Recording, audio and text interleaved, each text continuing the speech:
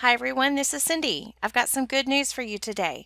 After numerous requests from districts, including our own, Eduphoria has updated Strive to allow you, the evaluator, to automatically import information from your observations into your new summatives. In order for this to happen, there's actually a checkbox that must be checked when you're beginning a new summative. Unfortunately, if you've already started a summative and it's already in progress, we can't go back and check that again. So you can decide whether or not it's important enough that you want to delete the current summative and create a new one with that checkbox. But that's up to you on whether or not it's going to be time saving or beneficial to you. So I'm in a fake teacher's account right here. I've got a couple of observations already set up for this teacher. To begin the summative, I'm going to go down and click the little plus. I go ahead and give it a name for the classroom, and this is the biggie. This is the new checkbox that must be checked now. You can't come back and do it later, so you must check it now, and you click Create Evaluation. Here's where I expect to hear some cheers. You can already see that Strive has imported information in from the observations and already put it in the document here.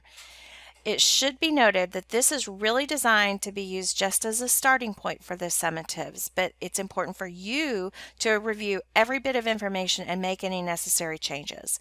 If there's more than one observation in the system for this teacher, Strive is going to take the highest rating or score and use that in the summative. So for example, if a teacher was rated developing in their first observation but distinguished in their second, then the summative is going to show the highest, which is distinguished.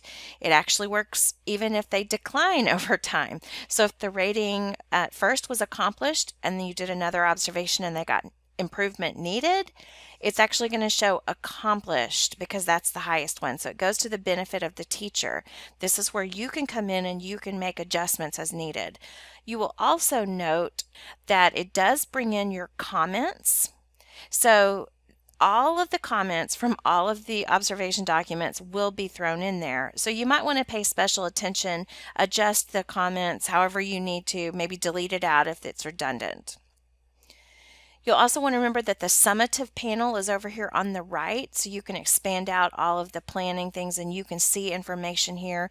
If you want to look at those observation documents from this view, you can click there and you can open these up into a new screen, just if you need to review a little bit more.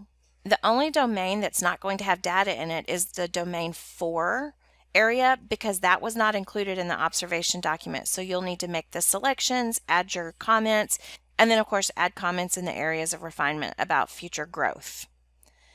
I want to also point out that if you have some extra observations for this teacher, even if it hasn't been released to the teacher to see, maybe you had some practice ones in there or something like that, that data is going to be pulled into the summative. So a good idea before you create the summative is to clean up any extra observation documents that might happen to be here.